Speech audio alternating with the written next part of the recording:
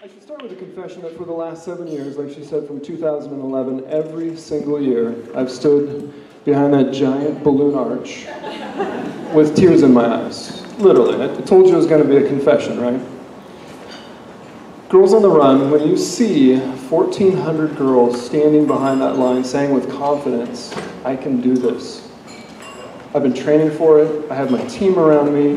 I have my running buddy next to me. I have my coach next to me. And they mean it. It just brings tears to my eyes every single time. I can't help it. Let's give a big round of applause for all of you who are here and making that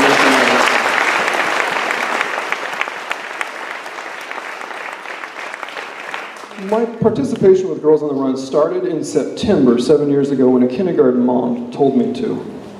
It happened just like that. I was a new principal of an elementary school, and this mom, Jackie Monks, was a new parent with a 5-year-old. She walked into my office with a newspaper clipping from 2 years previous. It was from the Seattle Times about this program, a copy of a book on the 40 developmental assets for adolescents, and a PowerPoint presentation on a computer. There were 20 slides. I believe firmly that success in life often comes from saying yes to the right people at the right time and the right things, and this was clearly one of those times. You just say yes.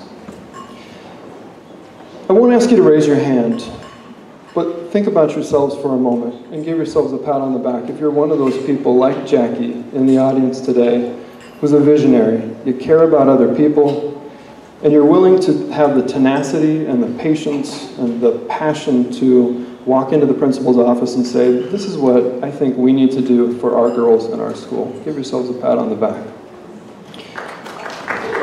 And a round of applause. That'd be good. Let's do that instead. Give yourselves a round of applause. If Jackie was making the presentation this year, she wouldn't have needed quite so many slides to show with proof how well Girls on the Run does for our girls. Maureen Weiss and her folks at the University of Minnesota, which you just saw, recently completed a study about the impacts of the program on participants. That seems reasonable. If you have 1.4 million girls go through your program, you should step back and ask, are we reaching our goals? They had 900 girls participating in the study, some in the program and some not.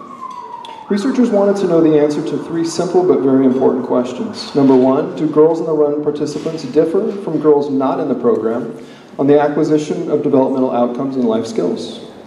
2, do Girls on the Run participants show improvement over the course of the season on these outcomes?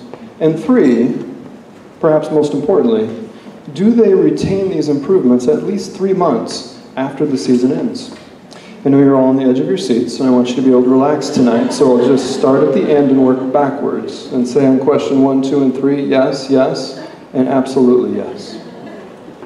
More specifically, there you go.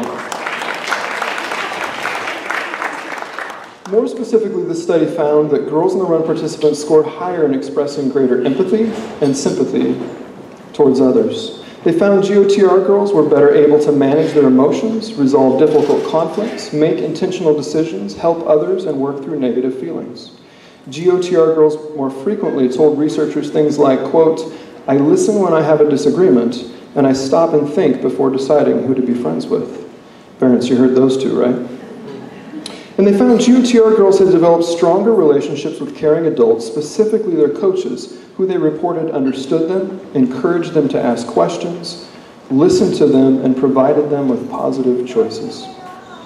In this area, researchers made a particular effort to account for the natural positive effects that we know that sports and activities have on our students.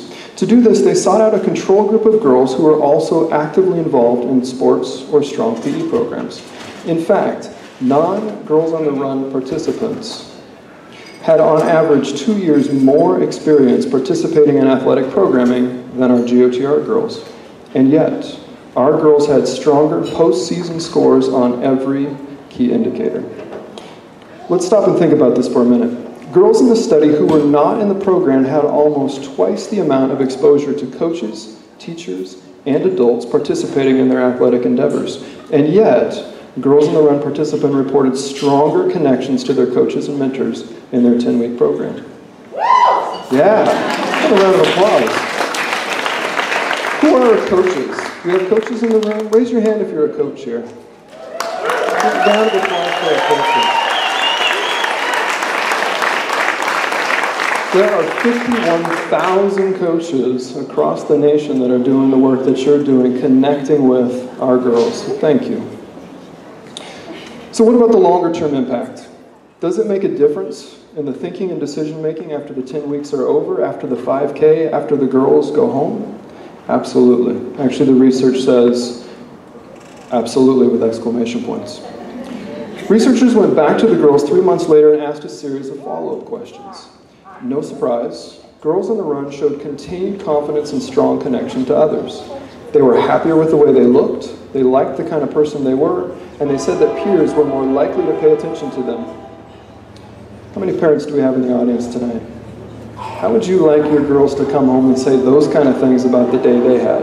Actually, who's kidding anybody? How many of us as adults would like to come home and say that we have that kind of experience every day? 3 months later, scores on all indicators, managing emotions, self-acceptance, positive social behavior, making good choices, and empowerment all remained high. Do we have educators in the room? Educators are always really impressed with that, right? 3 months later,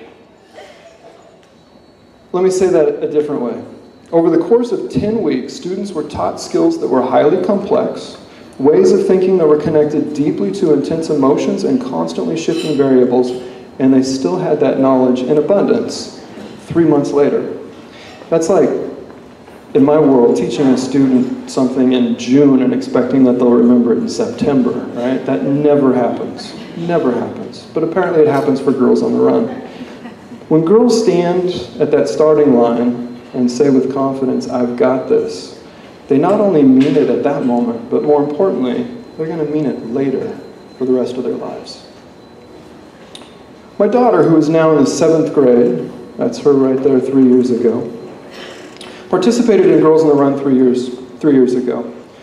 We talk a lot about it since then, but most recently when I was asked to come speak to you tonight, I knew that I was going to need some expert testimony.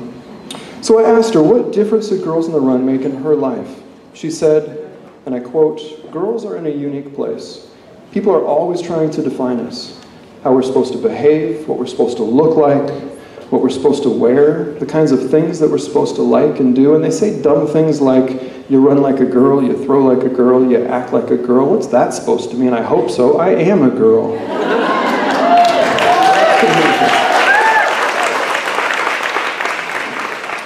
She then went on to say that Girls on the Run helps you see when that's happening to you and the girls around you and how not to be impacted by it. And it teaches you how to respond to it. It teaches you values that you can stand on and then teaches you how to stand with each other, how to rely on each other, how to help each other. It creates a community where you can be strong.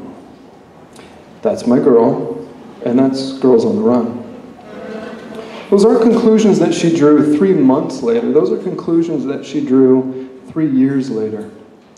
She also said with more than a little pride that since her first 5K 3 years ago, she's run 9 5Ks. I know. And every year, one of those runs is her very favorite. You may have heard about it, Girls on the Run, big balloon arch. That's still her favorite. I've been in education for almost 25 years. I've been an elementary, middle, and high school principal for the past 15, and I've been a parent for the last 12. I've come to believe that long-term success in education, in parenting, in coaching is a result of thousands, sometimes tens of thousands of small incremental decisions made by both adults and children in those moments. Success is also the product of creating and capitalizing on those big pivotal moments, those significant leverage points that reshape how we think about the problem and solution. It takes both. We know this to be true with our own development, regardless of our age, whether we're learning to play the piano, learning how to be a runner, or learning how to be a better human being. We work through countless small choices and decisions with practice and training, and then we also have those big moments, those monumental learning events, those moments when someone says something, shows us something, or we do something that helps us bring it all together in a unique way. Eureka, the light bulb goes on. When my daughter was 6 months old, her mother began to teach her how to swim.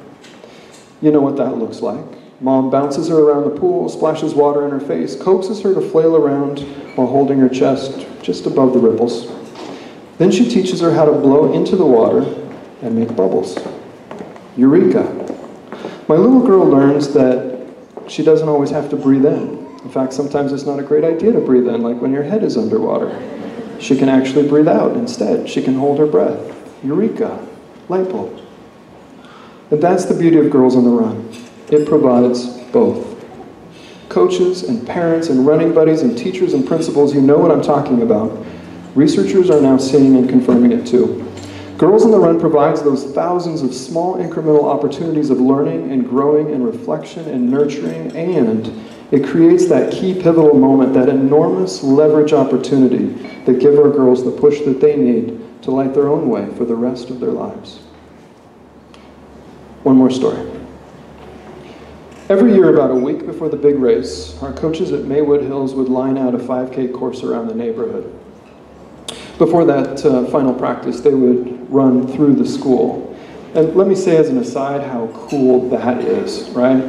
Every week, the entire community, the school community, watches the girls as they get stronger, as they run harder, as they run longer, as they're writing these fabulous affirmations to their friends and peers.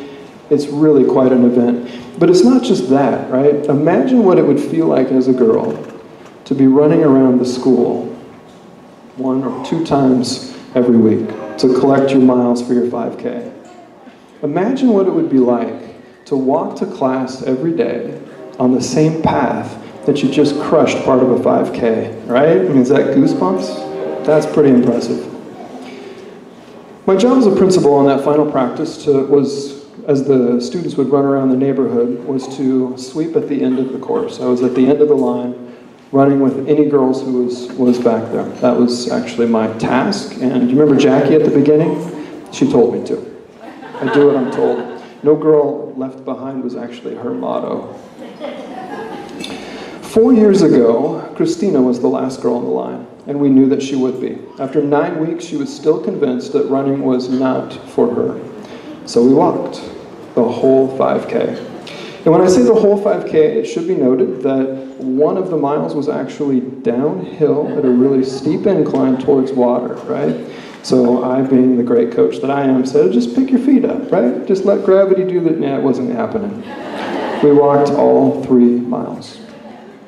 On the day of the race, I waited, as we all do, at the end of the race for the last girl to come across, and let me tell you how cool that is.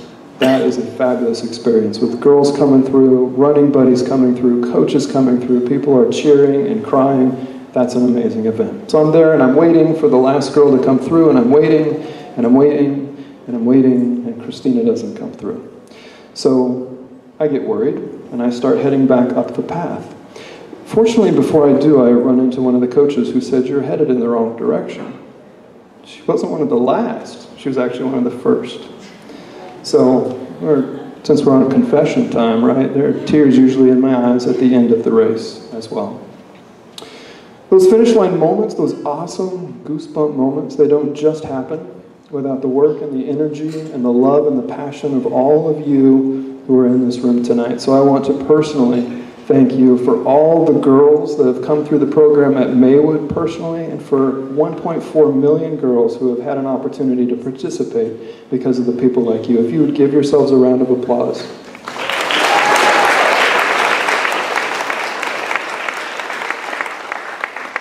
You're part of a movement, creating a world where girls know how to activate their limitless potential and boldly pursue their dreams. That's what that girl learned too. You can make this vision a reality tonight for even more girls in our community by giving, and giving well tonight. Thank you very much for an opportunity to speak to you.